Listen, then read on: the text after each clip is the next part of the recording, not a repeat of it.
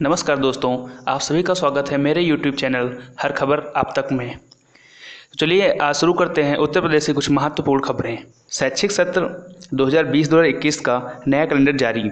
अब होंगी mid term व सेशनल परीक्षाएं। जी हां दोस्तों, भविष्य में कोरोना संकट जैसी स्थिति में विद्यार्थियों के सतत मूल्यांकन के लिए उत्तर प्रदेश के विश्वविद्यालयों व डिग्री कॉलेजों में मिड टर्म परीक्षा, सेशनल परीक्षा, ट्यूटोरियल, असाइनमेंट्स और प्रोजेक्ट्स की व्यवस्था लागू की जाएगी। प्रत्येक वर्ष वार्षिक परीक्षा के पूर्णांक के सापेक्ष 50% अंक इन्हीं से निर्धारित किए जाएंगे। जी हाँ दोस्तों, वार्षिक या सेमेस्टर परीक्षाएं आयोजित नहीं होने पर इन्हीं अंकों से परिणाम भी जारी किया जाएगा। विश्वविद्यालयों और महाविद्यालयों में ऑनलाइन क्लासेज 4 अगस्त से शुरू हो जाएंगी, लेकिन कक्षाओं में पठन पाठन स्थिति सामान्य रहने पर 1 अक्टूबर से ही शुरू होगा। उच्च शिक्षा विभाग ने कोरोना संक्रमण के मद्देनजर नई व्यवस्थाएं लागू शैक्षिक सत्र 2020-2021 का शैक्षिक कैलेंडर जारी किया है। कोरोना संकट के कारण इस बार विश्वविद्यालयों और डिग्री कॉलेजों की परीक्षाएं पूरी तरह संपन्न नहीं हो सकी हैं। विश्वविद्यालयों की परीक्षाओं और परिणाम को लेकर सरकार ने अब तक स्थिति स्पष्ट भी नहीं की है, लिहाजा 48 लाख से अधिक विद्यार्थी और उनके अभिभावकों के साथ शिक्षक भी असमंजस की स्थिति में हैं। तो यहाँ पे बात करते हैं अगली खबर की। कोरोना के प्रभाव के कारण इस बार मेरिट से हो सकते हैं एडमिशन। जी हाँ दोस्तों, 5 कोर्सों के लिए 20 जुलाई तक आवेदन आप कर सकते हैं। चलिए जानते हैं पूरी खबर। जिस तरह से प्रदेश में रोजाना कोरोना के मामले बढ़ते जा रहे हैं, उसको देखते हुए राज्य सरकार सभी विश्वविद्यालयों में एंट्रेंस के बजाय मेरिट से ही एडमिशन करा सकती है। चौधरी चरण सिंह विश्वविद्यालय में 5 कोर्सों में एडमिशन एंट्रेंस के जरिए होते हैं। अभी तक इन विषयों में सिर्फ 8,570 छात्र छात्राओं ने ही आवेदन किया है, लेकिन अगर गाइडलाइन जारी हुई तो सभी को इसका पालन करना होगा। CCSU कैंपस और कॉलेजों में LLM, MPhil, MEd, MPEd, BPEd में एडमिशन एंट्रेंस के जरिए होते हैं। इसके लिए ऑनलाइन आवेदन विश्वविद्यालय की वेबसाइट पर किए जा रहे हैं। आवेदन करने की अंतिम तिथि 20 जुलाई है। MPhil में 22 विषयों में आवेदन किए जा रहे हैं। रविवार शाम तक MPEd में 293, BPEd में 524, LLM में 1287 और MEd में 875 आवेदन हो गए हैं। कोरोना के बढ़ते मामलों को देखते हुए शनिवार को उप मुख्यमंत्री दिनेश शर्मा ने कहा है कि अगर हालात नहीं संभले तो विश्वविद्यालयों में एंट्रेंस के बजाय मेरिट से ही एडमिशन कराए जा सकते हैं। चलिए दोस्तों अगली खबर की बात करते हैं। यहाँ पे निकल के आ रही है 2022 की विधानसभा चुनाव में प्रियंका गांधी होंगी कांग्रेस का चेहरा, गठबंधन नहीं करेगी पार्टी। जी हाँ दोस्तों, कांग्रेस के प्रदेश अध्यक्ष अजय कुमार लल्लू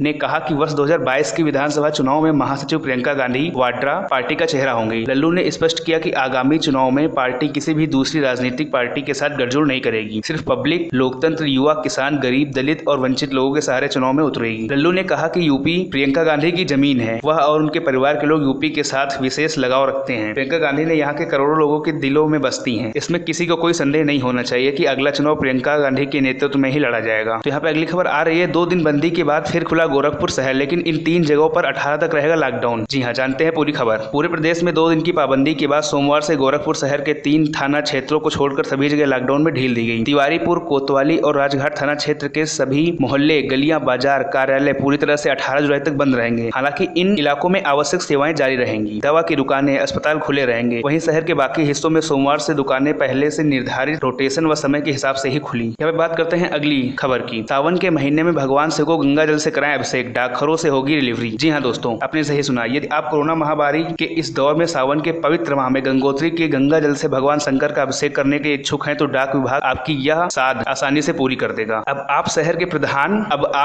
के प्रधान डाकघर सहित चयनित डाकघरों में गंगा के उद्गम स्थान गंगोत्री से संग्रहित शुद्ध गंगा जल खरीद सकते हैं। उक्त जानकारी लखनऊ मुख्यालय परिक्षेत्र के निदेशक डाक सेवाएं श्री कृष्ण यादव ने दी। जी हाँ दोस्तों, बताया कि अयोध्या, फैजाबाद प्रधान डाकघर तथा अकबरपुर प्रधान डाकघरों इसके लिए विशेष प्रबंध किए गए हैं। डाक निदेशक ने बताया कि सावन माह में बाबा भोलेनाथ के अभिषेक या अन्य अनुष्ठान हेतु गंगा जल लाने के लिए गंगोत्री, ऋषिकेश, हरिद्वार या इलाहाबाद और बनारस के गंगा तट जाने की जरूरत नहीं है। अब गंगा जल डाकघरों के माध्यम से उपलब्ध होगा। प्रधान डाकघर और अन्य चयनित डाकघरों के काउंटर से आप 30 रुपए में 250 ml गंगा जल खरीद सकते। यहाँ पे अगली खबर आ रही है, सबसे बड़ी खबर आज की। ग्राम समाज की जमीन से हटेंगे कब्जे, सरकारी भूखंड पर कब्जे का होगा खुलासा। जी हाँ दोस्तों, ग्रामीण क्षेत्रों में घर के अगल बगल की ग्राम समाज की जमीन पर अपनी पैतृक संपत्ति की तरह उपयोग कर रहे गांव वालों को कब्जा छोड़ना होगा। तालाब, खलिहान व सार्वजनिक उपयोग की अन्य जमीन पर कब्जेदारी का स्थायी मोह छोड़ना होगा। केंद्र के सहयोग से शुरू हो रही स्वामित्व योजना में ग्रामीण आबादी के अंतर्गत सरकारी व निजी परिसंपत्तियों को अलग अलग चिन्हांकित कर डिजिटल फ्लैग तैयार किया जाएगा। ग्रामीणों को इसका प्रमाण पत्र दिया जाएगा। वे अपने मकान व आबादी के भूखंड पर भी बैंक ऑनलाइन क्रेडिट प्राप्त कर सकेंगे। ग्रामीण क्षेत्रों में तमाम लोग घर के बगल के ग्राम, समाज, खलिहान, सड़क, तालाब, नाले और सार्वजनिक उपयोग कर रहे अन्य जमीन को अपनी निजी संपत्ति की तरह उपयोग कर रहे हैं। दशकों पुराने तालाबों को पाटकर कब्जे कर लिए हैं। कई जगह स्थायी व अस्थायी निर्माण कर लिए गए हैं। कागज में अब भी सार्वजनिक भूखंड व तालाब उपलब्ध हैं, लेकिन जमीन पर उनका अता पता नहीं है। इस तरह के तमाम भूमि विवाद भी चल रहे हैं। स्वामित्व योजना से ग्राम समाज के भीतर सरकारी भूखंड पर ऐसे कब्जों की पोल खुलने जा रही है। सभी जिलों को निर्देश भेज दिए गए हैं। बाराबंकी में पायलट प्रोजेक्ट भी शुरू हो चुका है। प्रदेश सरकार ने पहले चरण में 54,022 गाँवों को स्वामित्व योजना में शामिल किया है। राजस्व विभाग की जहां सबसे अगली खबर, राज्य सरकार ने बाल श्रमिकों के लिए चलाई जा रही कंडीशनल कैश ट्रांसफर योजना का नाम व स्वरूप बदलकर बाल श्रमिक विद्या योजना कर दिया है। इससे 13 मंडलों के 2000 बाल श्रमिक व अनाथ बच्चे लाभान्वित होंगे। दोस्तों, राज्य सरकार प्रत्येक बालक को हर माह 1,000 रुपए और बालिकाओं को 1200 रुपए देगी। दोस्तों, अगली खबर वाराणसी से, कोरोना का बढ़ रहा कहर, वाराणसी में एक हफ्ते के लिए लागू ये पाबंदियां। जी हाँ दोस्तों, जानते हैं पूरी खबर। वाराणसी में नए निर्देशों के मुताबिक दुकान और मार्केट पर लागू लेफ्ट, राइट और 50% ऑड इवन की पूर्व निर्धारित व्यवस्था यथावत लागू रहेगी। शाम 5 बजे से सभी के लिए आवागमन और घर से बाहर निकलना प्रतिबंधित होगा। वाराणसी में आने वाले एक हफ्ते के लिए सोमवार से शुक्रवार तक सभी दुकानें, बाजार, मॉल, निजी एवं सरकारी ऑफिस, दवाई की दुकानें, सभी मंडियां, petrol pump, gas agency, transport office, गलियों में घूमने वाले वेंडर सहित सभी आर्थिक गतिविधियां